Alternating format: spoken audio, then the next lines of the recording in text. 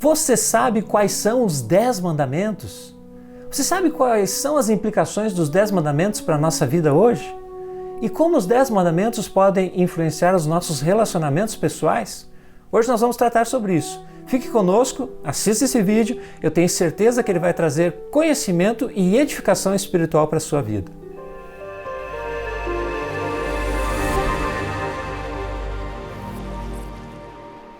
Olá, meu irmão e minha irmã em Cristo, é uma alegria estarmos aqui para compartilharmos a palavra de Deus com você. E hoje nós queremos dar continuidade à nossa reflexão sobre os 10 mandamentos. Mas antes de nós fazermos isso, eu quero convidar você, se você ainda não está inscrito, inscreva-se no nosso canal, ative as notificações e também deixe o seu like caso você goste desse vídeo. Isso com certeza vai nos ajudar muito aqui no nosso trabalho. Na semana passada nós falamos sobre os 10 mandamentos e nós vimos na semana passada que os 10 mandamentos eles foram escritos por Deus em 2 tábuas de pedra e foram entregues ao povo de Israel através de Moisés. Vamos rever quais são esses 10 mandamentos então, de acordo com o Êxodo 20, Deuteronômio capítulo 5? Vamos lá. Não terás outros deuses diante de mim. Esse é o primeiro. Segundo, não farás para ti imagem de escultura. Terceiro, não tomarás o nome do Senhor teu Deus em vão. Quarto, lembra-te do dia de sábado para o santificar. Quinto, honra teu pai e tua mãe. Sexto, não matarás. Sétimo, não adulterarás. Oitavo, não furtarás. Nono, não dirás falso testemunho.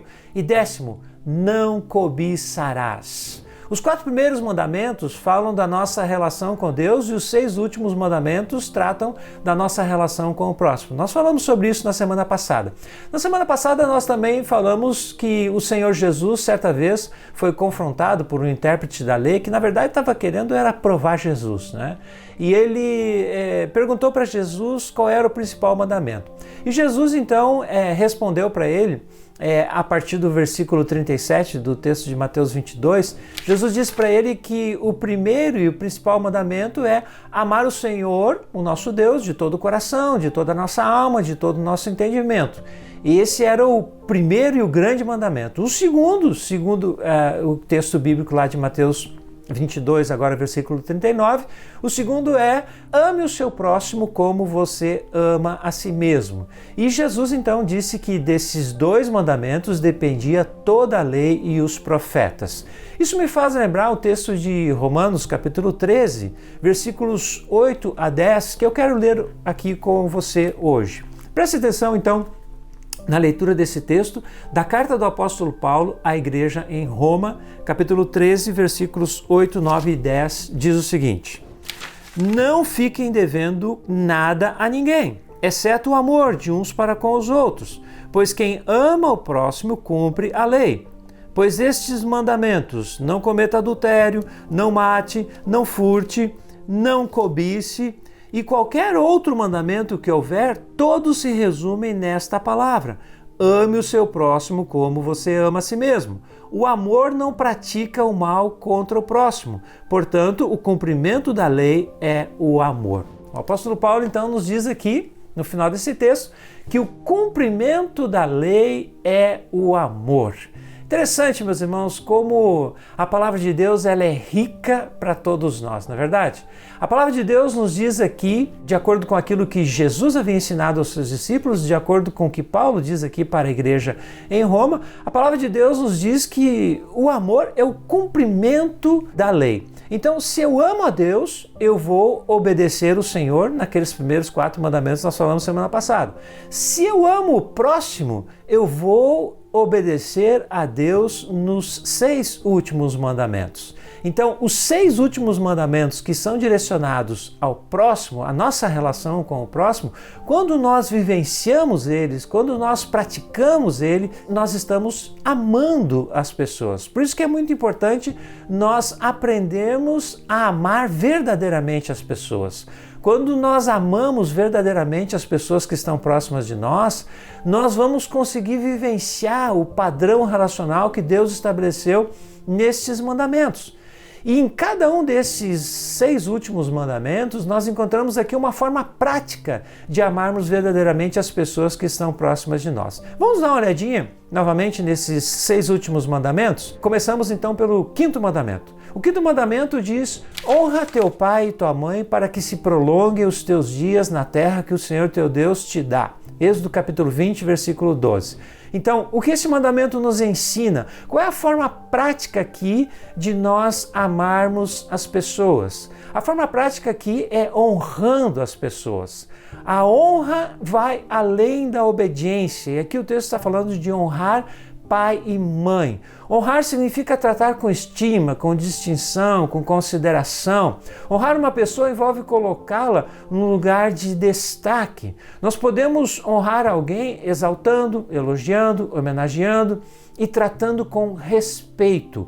A honra aos pais é um mandamento que está atrelado a uma promessa. O apóstolo Paulo diz em Efésios capítulo 6, versículos 2 e 3, aliás, citando esse texto de Êxodo 20, ele diz: honra teu pai e tua mãe. E ele complementa que é o primeiro mandamento com promessa. E no versículo 13 de Efésios 6, ele diz: para que te vá bem e sejas de longa vida sobre a terra. Então, a honra, ela é muito importante para Deus. E ela é muito importante para Deus porque ela está relacionada também com o conceito de autoridade. Lá em Romanos capítulo 13, nos versículos 1 a 7, quando o apóstolo Paulo fala sobre esta questão de nós nos submetermos às autoridades, ele diz no versículo 7 o seguinte: pagai a todos o que lhes é devido, a quem tributo, tributo, a quem imposto, imposto, a quem respeito, respeito e a quem honra, honra. Então, honrar as pessoas, honrar as autoridades, e aqui no caso, nesse mandamento, no 5º mandamento, fala sobre honrar pai e mãe. A honra é uma forma de amar as pessoas. O 6º mandamento, qual é a forma de amar aqui? O 6º mandamento diz: não matarás, Êxodo 20, 13. Aqui, a forma de nós amarmos as pessoas é dominando a ira. Por que eu estou dizendo dominando a ira? Porque o Senhor Jesus, em Mateus capítulo 5, nos versículos 21 e 22, ele nos traz aqui uma explicação e um aprofundamento deste mandamento: não matarás. O texto bíblico diz assim: ouviste que foi dito aos antigos, não matarás, e quem matar estará sujeito a julgamento. Eu, porém, vos digo que todo aquele que sem motivo se irar contra o seu irmão estará sujeito a julgamento. E quem proferir um insulto a seu irmão estará sujeito a julgamento do tribunal. E quem lhe chamar tolo estará sujeito ao inferno de fogo. Grande parte, meu irmão e minha irmã, dos assassinatos são crimes passionais, fruto de pessoas que ficaram iradas, irritadas e por isso cometeram assassinatos. E o Senhor Jesus diz aqui que a ira é algo que nós precisamos controlar. Nós não podemos nos irarmos contra os nossos irmãos. A ira por si só, ela não é necessariamente um pecado. O problema é o que nós fazemos com essa ira. O apóstolo Paulo diz em Efésios 4, 26, ele diz o seguinte: irai-vos e não pequeis, não se põe o sol sobre a vossa ira. O apóstolo Paulo está citando o Salmo 4, versículo 4, onde diz: irai-vos e não pequeis, consultai no travesseiro o coração e sossegai.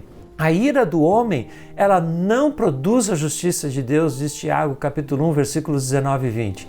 Ele diz assim: sabeis estas coisas, meus amados irmãos, todo homem, pois, seja pronto para ouvir, tardio para falar e tardio para se irar, porque a ira do homem não produz a justiça de Deus.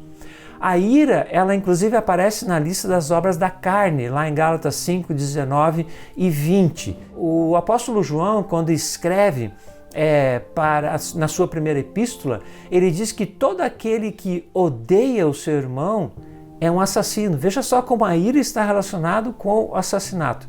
Em 1 João capítulo 3, versículos 14 e 15, o apóstolo João diz assim: nós sabemos que já passamos da morte para a vida porque amamos os irmãos. Aquele que não ama permanece na morte. Todo aquele que odeia a seu irmão é assassino. Olha só o que ele diz aqui, meu irmão e minha irmã.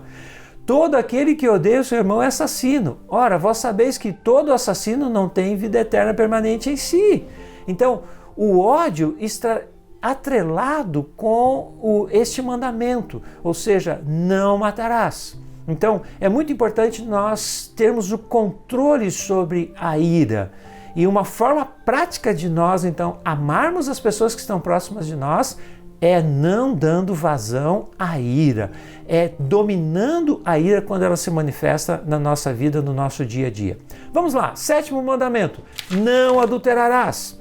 Aqui, meu irmão e minha irmã, o que este mandamento nos mostra, em termos de forma prática de amarmos as pessoas que estão à nossa volta, é a renovação da nossa mente. Nós precisamos renovar a nossa mente. E ao renovar a nossa mente, nós vamos ter a oportunidade de amar verdadeiramente as pessoas que estão próximas de nós. Por que eu digo isso? Porque o Senhor Jesus aqui também, em Mateus 5, 27 e 28, ele também nos apresenta aqui uma reflexão sobre este mandamento, não adulterarás. Ele diz o seguinte, versículos 27 e 28 de Mateus 5. Ouviste que foi dito, não adulterarás. Eu, porém, vos digo, qualquer que olhar para uma mulher com intenção impura no coração, já adulterou com ela. Aqui o que Jesus faz, meu irmão e minha irmã? Jesus amplia o conceito do adultério. E isso aqui é um processo que se desenvolve na mente do indivíduo. O Senhor Jesus disse que aquele que olhar, se quer olhar para uma mulher com intenção impura no coração, já adulterou com ela. Então esse é um processo que se desenvolve na nossa mente. É por isso que o apóstolo Paulo diz lá em Romanos 12, 2, que nós não devemos nos conformar com este mundo, mas nós devemos nos transformar pela renovação da nossa mente para que a gente possa experimentar a boa, agradável e perfeita vontade de Deus. E ele também diz lá em Filipenses capítulo 4, versículo 8, que tudo aquilo que é respeitável, tudo aquilo que é verdadeiro, tudo aquilo que é justo, tudo aquilo que é puro, tudo aquilo que é amável, tudo isso deve estar na nossa mente. Se é alguma coisa de boa fama, se existe alguma virtude nisso, então nós devemos pensar nessas coisas. Então o processo de purificação da mente é muito importante para nós amarmos as pessoas de forma prática. Então, quando a palavra de Deus diz não adulterarás, nós temos que, para isso, nós temos que renovar a nossa mente. Renovando a mente, nós vamos amar as pessoas verdadeiramente. Não somente as pessoas que estão próximas de nós, mas você vai conseguir amar o seu cônjuge, vai conseguir amar as pessoas com quem você convive no seu dia a dia. 8º mandamento. Não furtarás. Êxodo capítulo 20, versículo 15. Aqui, meu irmão e minha irmã, a forma prática de nós amarmos as pessoas através desse mandamento é vivendo com integridade. Se apropriar das coisas alheias revela distorção de caráter. É muito importante nós entendermos. O furto, ele exige da pessoa dissimulação, falsidade, engano. Então, a integridade é fundamental para a observação desse mandamento. Uma vida íntegra é uma forma prática de amarmos as pessoas. 9º mandamento, não dirás falso testemunho contra o teu próximo. Êxodo capítulo 20, versículo 16. Como que eu posso amar verdadeiramente alguém? Sendo verdadeiro. Eu posso amar verdadeiramente quando eu sou uma pessoa verdadeira. Meu irmão e minha irmã, a mentira é uma característica satânica. O Senhor Jesus diz lá em João capítulo 8, versículo 44, ele diz, vós sois do diabo, que é o vosso pai. Ele está falando isso para os líderes religiosos da sua época. E quereis satisfazer-lhe os desejos. Ele foi homicida desde o princípio e jamais se firmou na verdade, porque nele não há verdade. Quando ele profere mentira, fala do que lhe é próprio, porque é mentiroso e pai da mentira, disse Jesus. Meu irmão e minha irmã, Cristo está dizendo aqui que Satanás, ele é o mentiroso e ele é o pai da mentira. Então, nós como crentes não podemos mentir. O crente não pode mentir. Quando você mente para alguém, meu irmão e minha irmã, você não está amando essa pessoa de forma prática. Falar a verdade faz parte da natureza do novo homem em Cristo. Em Colossenses capítulo 3, versículos 9 e 10, o apóstolo Paulo diz, não mintais uns aos outros, uma vez que vos despiste do velho homem com os seus feitos e vos revestiste do novo homem que se refaz para o pleno conhecimento segundo a imagem daquele que os criou.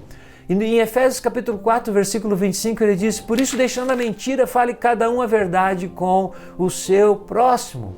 Meu irmão e minha irmã, a mentira, o falso testemunho é um ato de difamação alheia. Inclusive na lei brasileira isso é crime, não é verdade? É verdade. E o 10º e último mandamento: não cobiçarás a casa do teu próximo, não cobiçarás a mulher do teu próximo, nem o seu servo, nem a sua serva, nem o seu boi, nem o seu jumento, nem coisa alguma que pertença ao seu próximo. Êxodo 20, 17. Como que eu posso amar o meu próximo verdadeiramente através desse mandamento?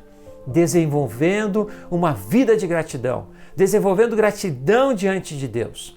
Meu irmão e minha irmã, a cobiça está relacionada com a inveja e com os ciúmes.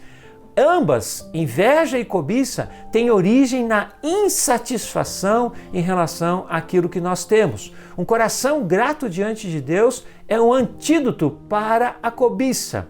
Então, a cobiça e os ciúmes, meu irmão e minha irmã, são manifestações carnais, diz o apóstolo Paulo em 1 Coríntios capítulo 3, versículo 3.